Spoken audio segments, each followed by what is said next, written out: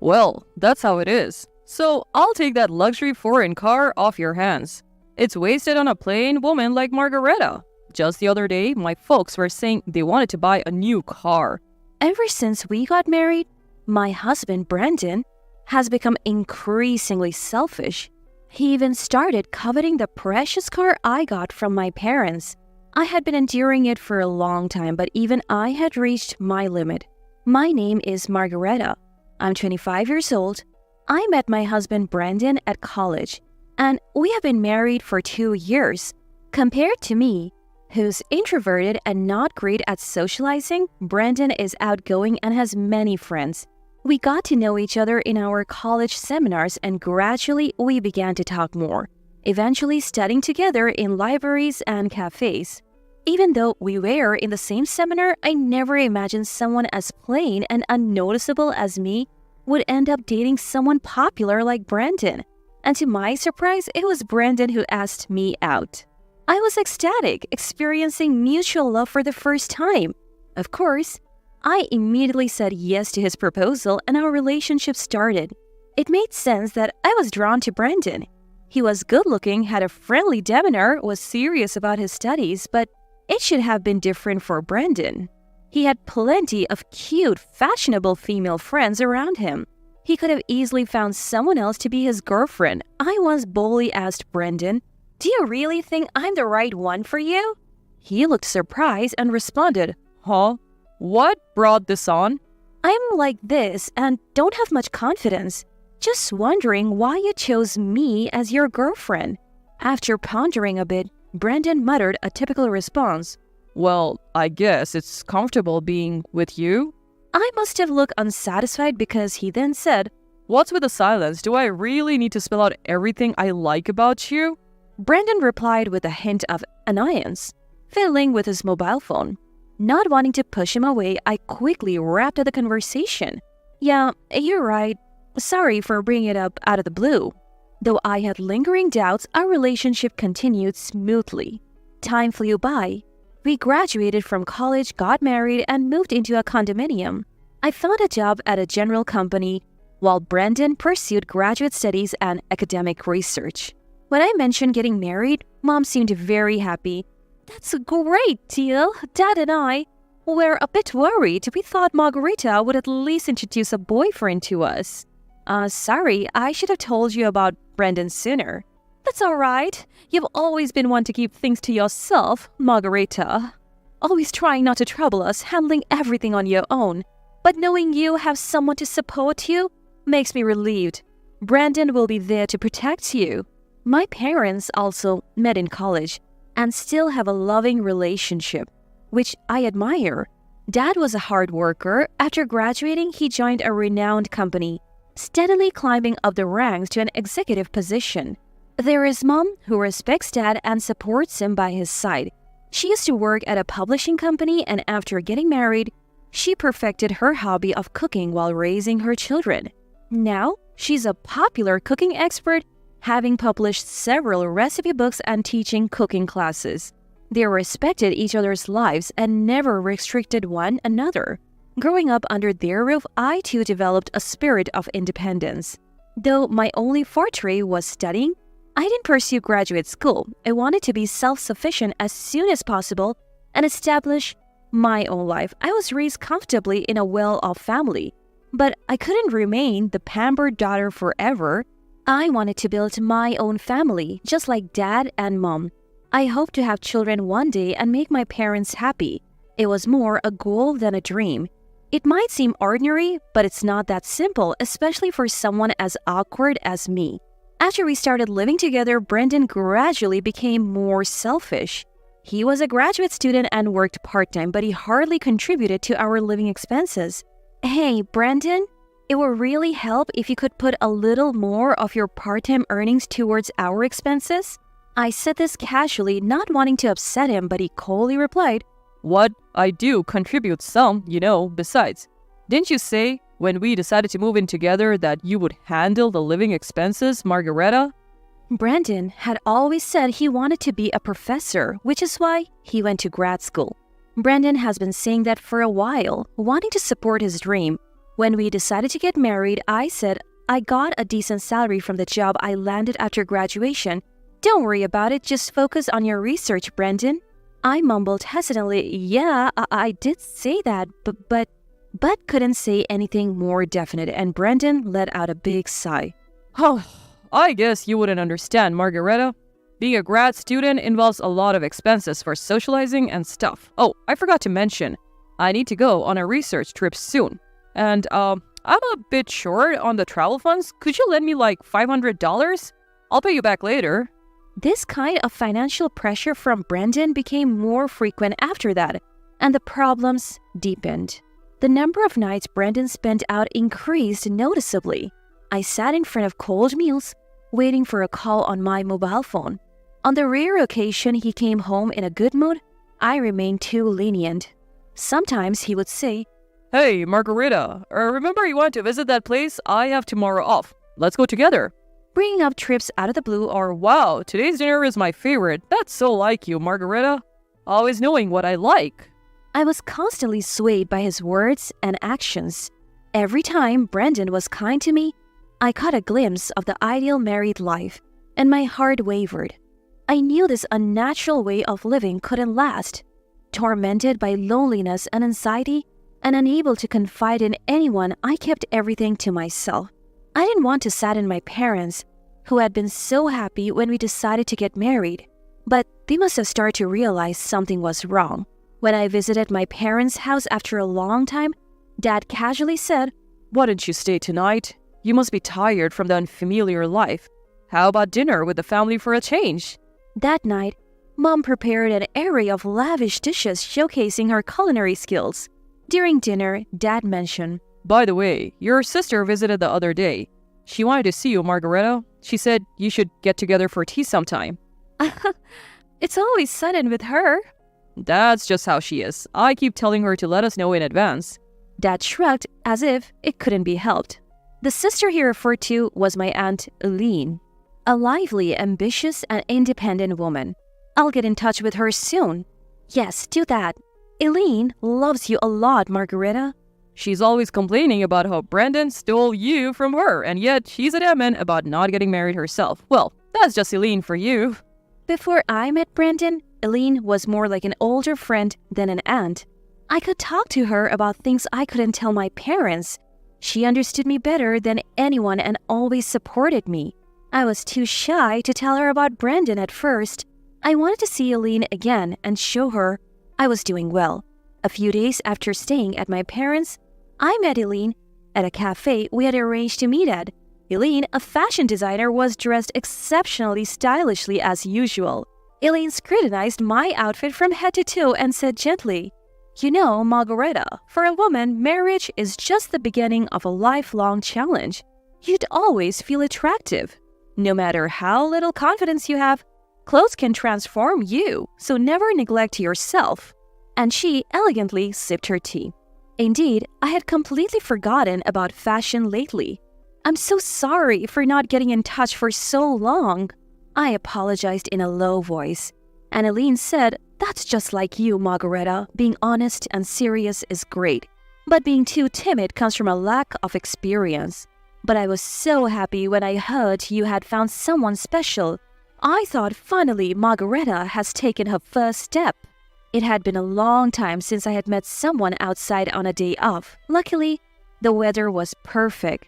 Sitting at the terrace, the warm sunlight poured down on us.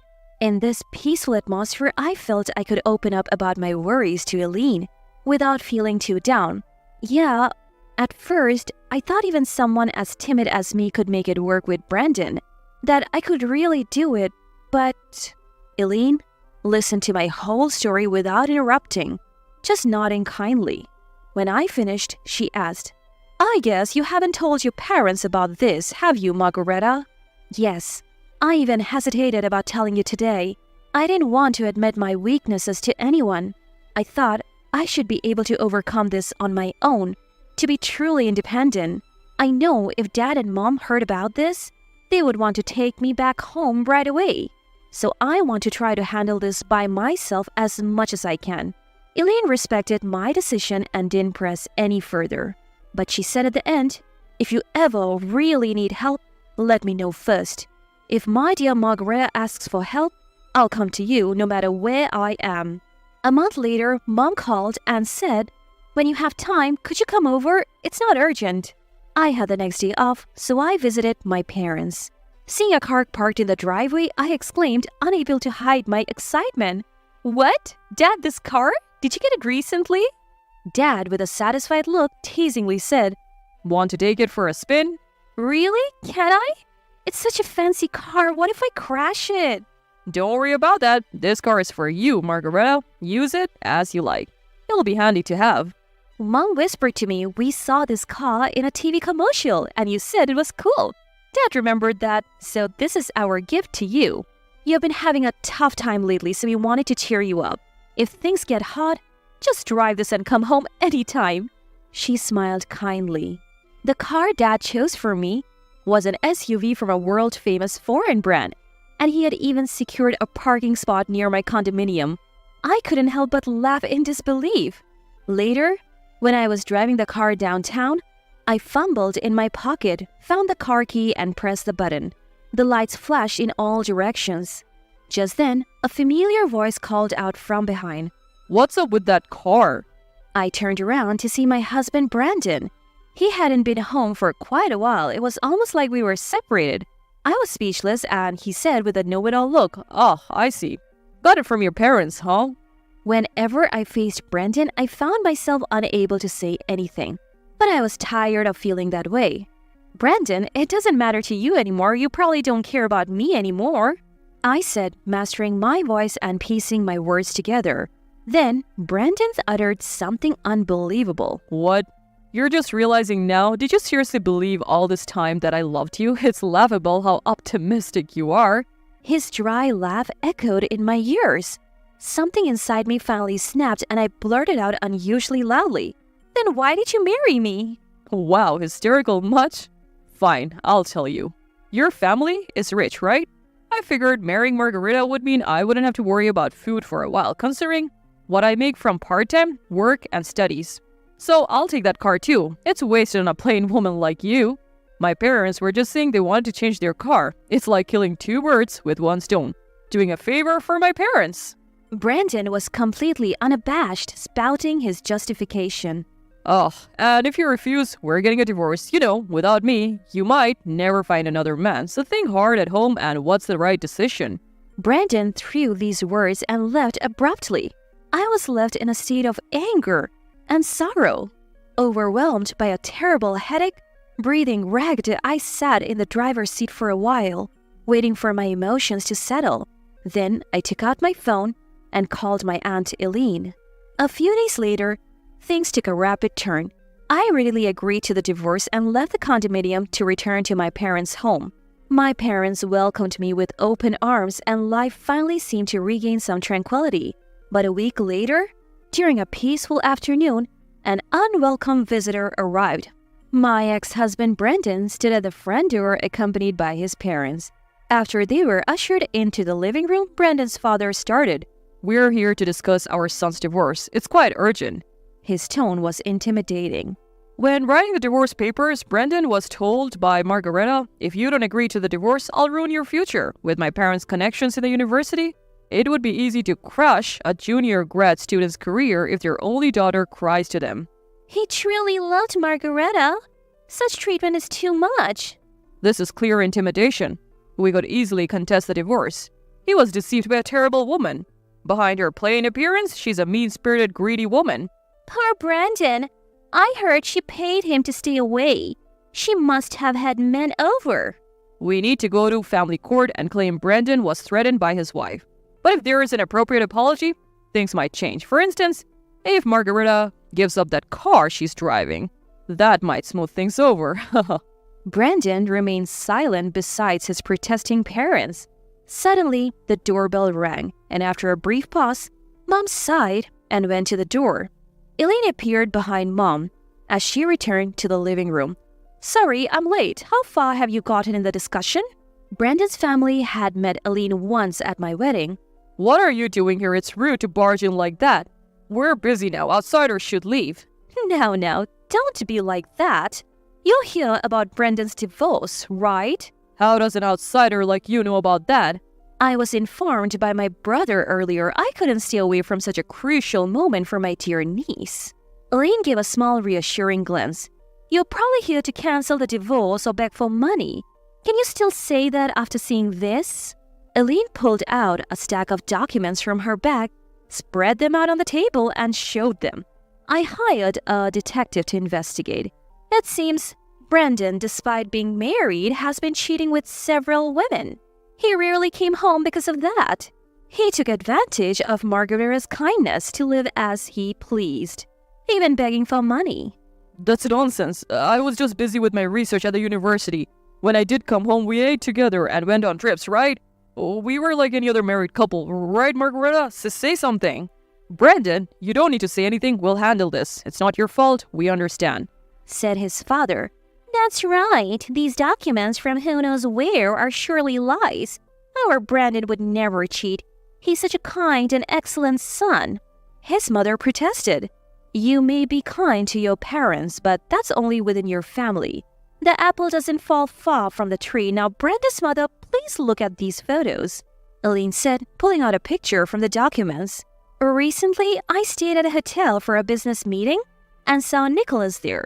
He was with a beautiful woman looking quite intimate, so I asked the detective to investigate Nicholas too.